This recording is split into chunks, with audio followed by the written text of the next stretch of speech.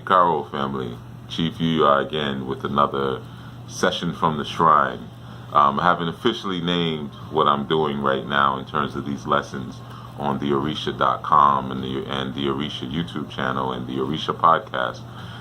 In fact, in the YouTube video comments, why don't you leave some suggestions for a name for this segment? You know, I have so many of them. Sometimes I run out of ideas. But, I will that everyone rested well last night and that you're up today with a renewed sense of vigor and definitely a conviction about what your purpose is in this moment, which is to be in this moment. All right? Okay, so another quick lesson for you guys. A lot of times in this walk or in this faith that we call the tradition or that we call our traditional spirituality, one of the struggles that I find that a lot of people undergo is getting their mates. Let me turn this down a little bit more. Is getting their mates on board with what it is that they're practicing. And this message primarily goes to the men, all right? And I'm not only just speaking about the practice of this tradition, but I'm also speaking about just the practice of husbandry. Okay, yeah, I ran out of memory for a moment there. But what I was saying, that specifically speaking about the art of husbandry, managing a home and governing and guiding a home is a very intricate and ingenious art that our ancestors and in this tradition is not overlooked. I know a lot of times in the community, in the spiritual community, family is not stressed as often as it should be. But like I've often said, that these traditions and these norms and these ideas are designed to fit within a certain matrix. And that matrix is family, okay? And family being man, woman, child, children, okay? Or man, women, children, okay? So I know that there's a lot of other conventions and ideas and innovations on the idea of family that exists within the Western paradigm. But if you are a part of this culture or a part of this tradition of Orisha tradition, or you're striving towards a greater understanding of African tradition and what we call Africa, because again, there's no African, so we could just clearly say Yoruba tradition and Yoruba thought and ideology, then you have to understand that has to come before any other cultural allegiance in order for you to properly understand and take advantage of the greatest aspects of this science and this art, and more importantly, this way of life. Because the more you adopt the sciences of the way of life of the Yoruba, the more accessible the energies of the Orisha, the energies and the ideas that are expressed to us through Ifa and Odu begin to make more sense to you and become applicable, you see. And you find yourself needing less Ebo, needing less offering all the time, needing less readings, because you're instinctually and intuitively living the culture that actually works for you, as opposed to living a culture that's counterproductive to what it is that you're actually studying. Or you're living a culture when you exit your door that's counterproductive to all of the ideas and symbols that you have established on your shrine and your altars at home, you see.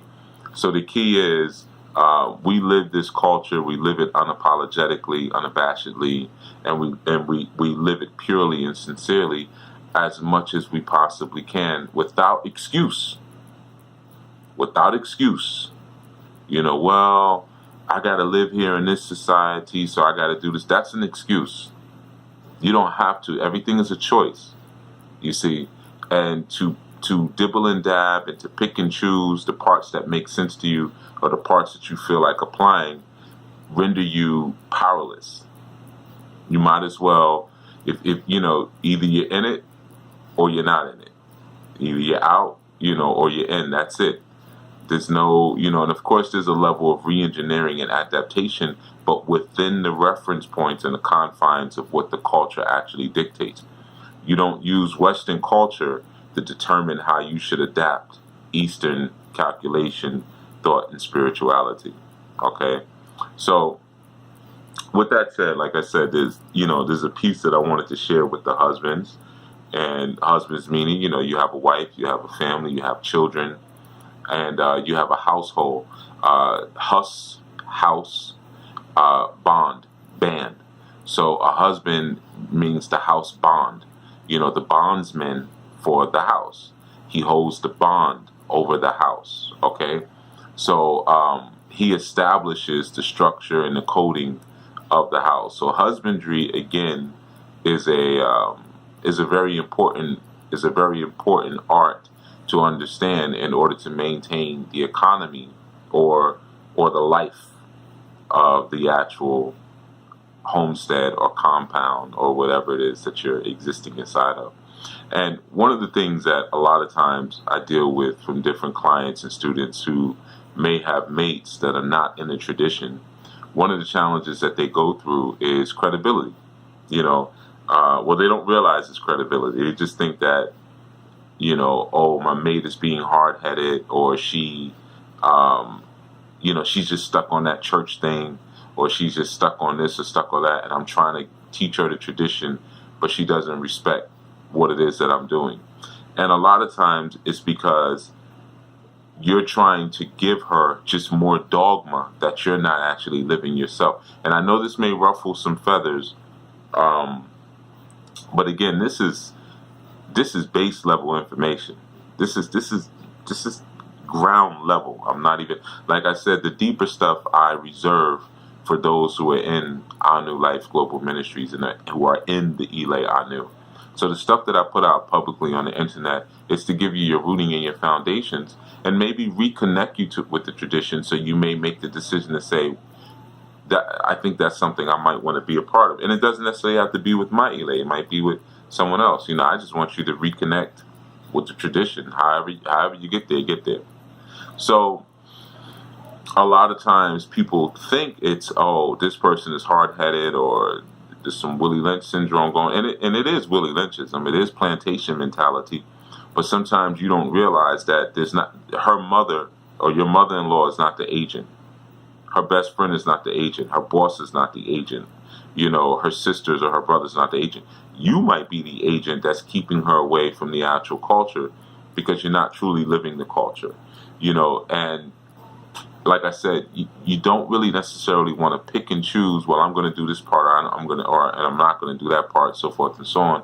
Or I can understand this part, but this part is repulsive to me. A good example is when you bring up plurality in relationships, when a guy has multiple wives, right? And you'll hear, I had a client the other day I was talking to, and she was telling me about an individual who approached her in the tradition. They were both in the tradition. And she said, well, he had two wives, and I wasn't interested in that, right? And at the time, at this time right now, she's coming out of a divorce, right? And she was talking about, a man who, and I've heard this so many times, so some of you listening will be like, he's talking about me. A lot of you have said this, all right? And I don't say anything. I say, okay, it is what it is. But plurality is all in and out of this tradition. Even in the stories that you read, and you read about the different Orisha, a lot of them had multiple partners. At the same time, they practice plurality. So it's like there's a pick and choosing, because you're still using your Western mind. Oh, there's going to be disease, it's going to be this, it's going to be that, it's going to be that. Well, history doesn't even prove that, when 75% of the world at one point was polygamous, when especially African nations were at their most powerful. And the first institution to be attacked by colonizers was not the religion, was not the language, it was the family. If we can dismantle the power base of the family, then we can get whatever we want done. Right? So that's just an example. I'm not going to go off into like a whole thing because it's not about polygamy. You do whatever you feel like doing. Me, I'm going to do what makes me the strongest. I'm going to do what makes my children the strongest. I'm going to do what makes my women the strongest. I'm going to do what makes my family the strongest. And the less of it that you do, the less competition it is for us. That just means that we have a larger servant class. So I just say that to say a lot of times people will still be operating under a Western mindset while trying to receive the advantages of the Yoruba spiritual system. And it doesn't work like that. You'll get torn to bits and pieces like that. You can't do that. Either you're in or you're out. So a lot of times with men, again, sometimes you're unable to bring your partner into the tradition because she has recognized that you're not living what it is that you say it is, right? So there's a phrase that we use sometimes, and it's kopa kowale, right? Kopa kowale, right? And kopa kowale, and the whole thing is kopa kowale oko akute, right? Kopa kowale oko akute. And many of you may recognize the word oko from the Orisha oko, right? But remember, oko, depending on how the tones are pronounced, also means husband, also means penis, and also means garden hoe. Okay, so there's several meanings for that word oko, but they're all related if you think about it. You know, like how the hoe has the ability to till the soil and turn it over and renew it and make it more fertile. Like the penis does to the vagina, it goes into the fertile soil, if you will, of the vagina, turns it over, tills it, so forth, so on. So my music was doing something funny. So with that said, like I said, kopoko wale, it essentially means, if you do not catch something, don't you dare come back home, right? So and this was divine for the husband of Akute. So what it basically means is like, it's speaking about the hunter, and more specifically, kind of like the role that the man or the hunter plays in the family, right? So going out and catching something means being productive. Looking at your timeline from the moment that you were born and from the moment that you expire and leave this, making sure that there's something that's been produced. But most importantly, setting out and accomplishing what you set out to do. Accomplishing what you set out to do in adorning or in your life, which adds credibility in your homestead and to your woman. Now, in a real basic sense, you could just look at it like this. It could also be going out and getting resources.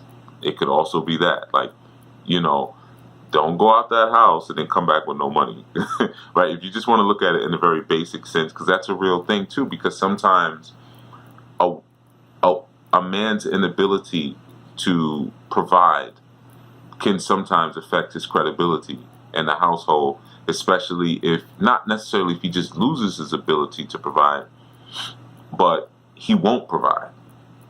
Back to what I was sharing, my memory had ran out just now, and then I had to do finish up some shrine work. So I figured I'd just do that before I just do this wrap up for you real quick on this concept again of the hunter.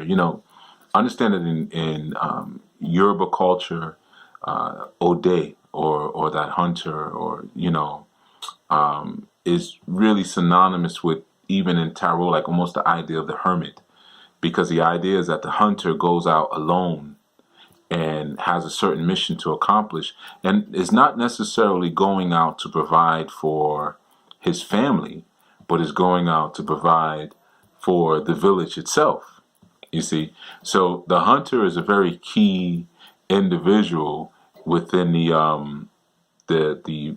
matrix and the web of traditional Yoruba lifestyle, right, and culture, because of what they're able to go out and do. But it's a singular task and a singular mission, right? They usually go out by themselves and they're expected to come back with something.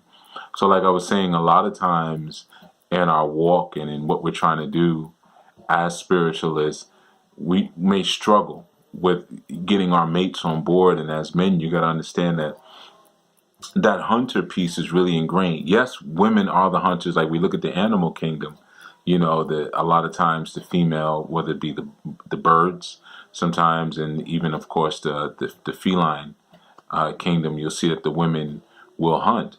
But at the same time, again, we're looking at Yoruba culture. and not so much animal culture. So within Yoruba culture, again, the idea of the hunter and his role and responsibility adds to his credibility and also adds to his viability in getting a better quality mate, because he's, once it's seen and known that he's that alpha in that sense, then a woman will know that, okay, I have a better chance of faring with this individual because he hunts, he brings back big game, whereas this man over here hunts, he brings back squirrel and bush cutter and bush meat. So I'm over here nibbling on on the squirrel and whatnot, and over there, the sisters over there are eating these giant meals. So of course, which one would I prefer to interact with, right? So the same thing happens within your home.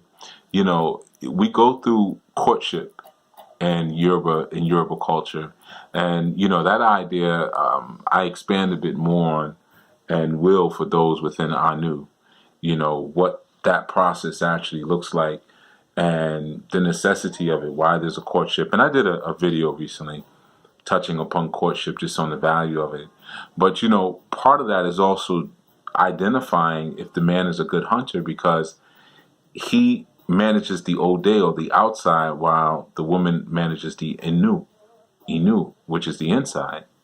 You see, so just like you're trying her and testing her to see if she's good with healing, or she's good with domestic management, she's good with children, and she will take care of you and things like that. You're also required to maintain her in a certain way, right? And part of that is your hunting, and almost everything that you could apply to her, part of it now applies to you, but outside of the home. So where she may be required to handle domestic management, you're required to handle domicile management, which a part of that is deflecting and defending attacks from the home, right? Also, your ability, like, can she heal you when you come home, or your children are home and they're sick and not feeling well? Is her food healing, or does it slowly kill you? Well, the same thing with the idea of the hunter. If you see in traditional culture, they always have a lot of charms on them. Look at your images of Ogun, you'll see it. And you see all the charms, and the charms that are on his clothing are used to charm the game that he's seeking to hunt. So those charms are there for a reason, Ogun's charms. So in the same way that she's able to prepare a meal to create a certain type of state of balance inside of the house, he's able to create charms and work with herbs and medicine to create a certain reality outside of the home. Okay? So sometimes by not having those things in place and still demanding a level of traditional submission or traditional understanding to these values, is very difficult. And no different in any relationship or courtship. That's a common phenomenon, again, in Western culture, incense maintenance. But a common phenomenon in Western culture I see so often are people who want traditional relationships but are not qualified for traditional relationships, right? So a lot of times I see people, especially those who are religious, people that I know, they will use a book and they'll say, well, the book says a woman is supposed to react this way and do this, or submit to this type of idea, that type of idea, provide this for me, provide that for me. However, they may not look at, well, what is the man supposed to do? Just because certain things are permissible by the book doesn't mean that they're also wise and prudent, And in the same instance, I meet a lot of women a lot of times, especially in the work I do. They want a traditional man and say, I want a man to take care of the bills and take care of me. And I've had women come to me and say, I want a man to take care of me and my children. Well, traditionally, you would be coming to that man as a virgin. So the moment you have a sexual history, you've now disqualified yourself from a traditional relationship. You can't make those same demands, but you've disqualified yourself from traditionalism. So traditionally, he would be going, because you would be your father's property. And he would be going to your father. Well, his kinsmen would be going to your father and his kinsmen and saying, I want your daughter.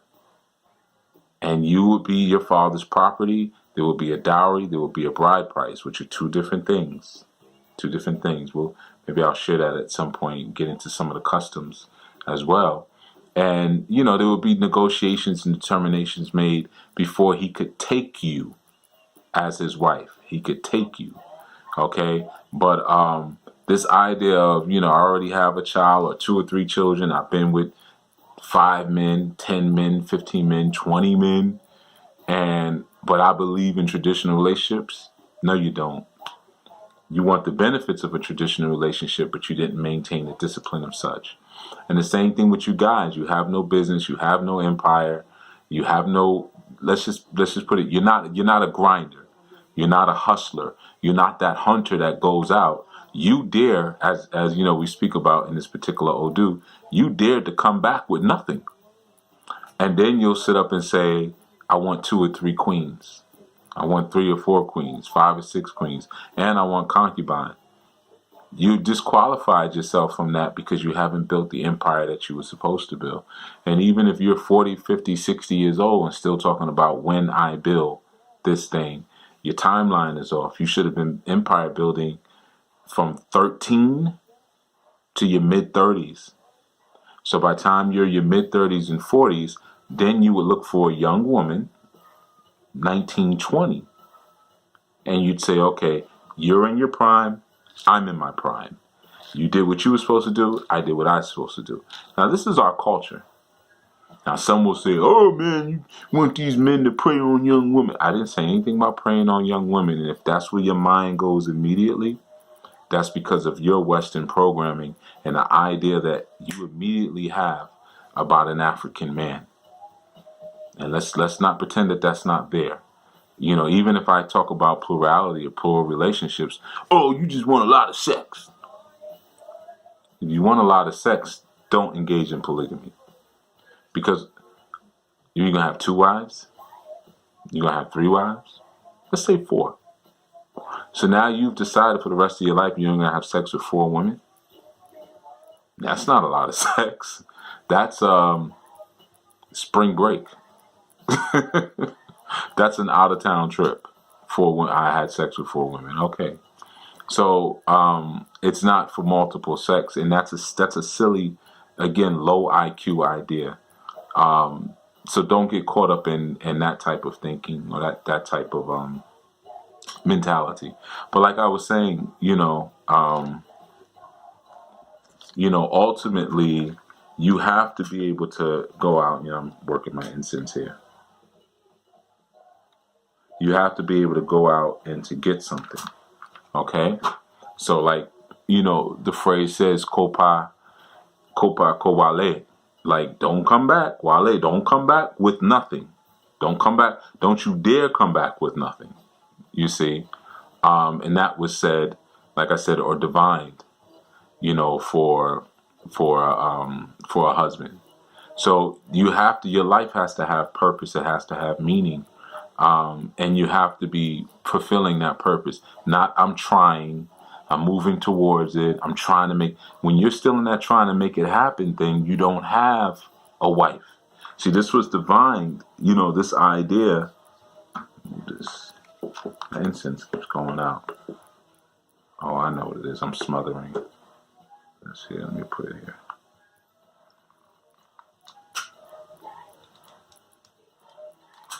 Okay, put it back here.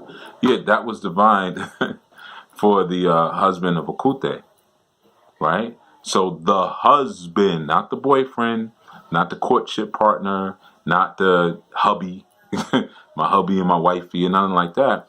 So once you are in that place of marriage, according to our customs, you are a producer, you are a provider, and providing doesn't just mean that you are curating and taking care of a woman or a bunch of different women and they laying on it behind all day and taking turns washing dishes. Get that out your mind, because that you could end up getting hustled like that from lazy women. Providing means that you're maintaining that female, and sometimes maintaining is getting her up for work.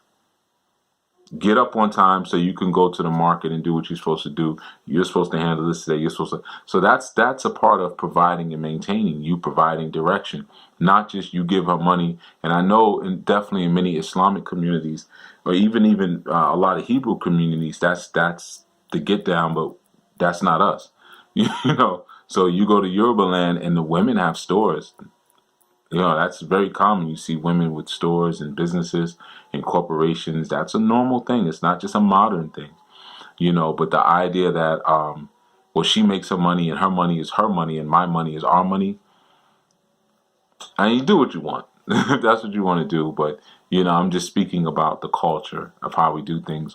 A lot of times the money that the woman makes is for her and her children that she's had with you, especially if you have 3 or 4 different wives. So that money is, you know, a part of their college fund and things like that, as are the money, you know, the wealth for the other woman as well. And you're contributing and helping there, but they're also contributing back where you need. So there's an exchange and give and take, but it's understood that the wealth is being built here is for the children, the 2, 3, or 4 or 5 children that I've had with you. So you're going to set her up in a way where those things can be provided and maintained, you know, provided for and maintained. All right. So, you know, just like I was saying, a lot of times you're going to lose credibility with your partner when you're trying to push the control aspects of the religion, because this isn't a religion, you know, but you know what I'm saying. You're pushing the control dogma of it all, but you're not living out the fullness of the culture of it. That's where a lot of you are coming into trouble. A lot of you guys don't have mates, and you come to me and you want all this spiritual work done, and then you get upset when I say I'm not doing that. Because I'll ask you, how old are you? Oh, I'm 53. 53. Do you have any children? No, no children. You've ever been married? Anything? Not Western, but been married. Even traditionally. No. You don't. No, you're not getting initiated to this or to that. No. You know, your initiations through marriage haven't even happened yet. Your communal initiations haven't happened. And now you want to interlock with the spiritual community as an adult, but we haven't even proved yet if you are an adult. If you're a man and certain things haven't happened, I don't even know if you're a man. Or a woman, I don't even know if you're a woman, especially in today's time. So there's certain things in our culture that should always be respected. All right. And like I said, men, you got to learn to be a hunter. You got to go out and get it. You got to grind. You got to hustle. You got to do what you need to do. And in that, you instill faith in all of your family members. And it feels good. It feels good, man. You know, it feels good when you go out and you're making things happen. And not just to take care of your family, because you should be doing that way before you have a family. But it feels good to run with the other men, run with the bulls. And you got other men who are running and making things happen, and you're not just sitting there looking at them or watching them drive by with their expensive cars and thinking, man, I wish that was me, man. And you just sitting on the stoop or whatever. But you might say, that may not be me this year, but give me a couple of years, I'm working on it. I'm doing this. You know, I'm figuring out my lane. I'm figuring out my system. I'm figuring out the way that I fight and the way that I operate, and things are going to happen. It's a good feeling, you know, when you get your weight up in that way and you truly become a hunter, but understand that it's a solitary activity. You hunt alone, okay? So you can't ride on the back of another man and his work. You have to, at some point, you have to jump off, or you may be able to sit and have breakfast with that man before you go out and hunt and ask him some advice, but you got to walk your way and he walks his way. It's a solitary work, man. All right? With that said, that's our Orisha piece for the dawning. All right, from the shrine. I'm playing with titles. All right. Like I said, you get a title suggested, leave it in the comment. Questions, leave in the comments. As long as things are respectful, you can enjoy this space. You say something silly, I'm just going to block you. So you're not really going to get what you want to get. If you say something disrespectful, it's not going to be a back and forth, because we're not going to clutter up our learning space with that. All right, until such time, everyone, be well and enjoy your day today. Travel safe. All right.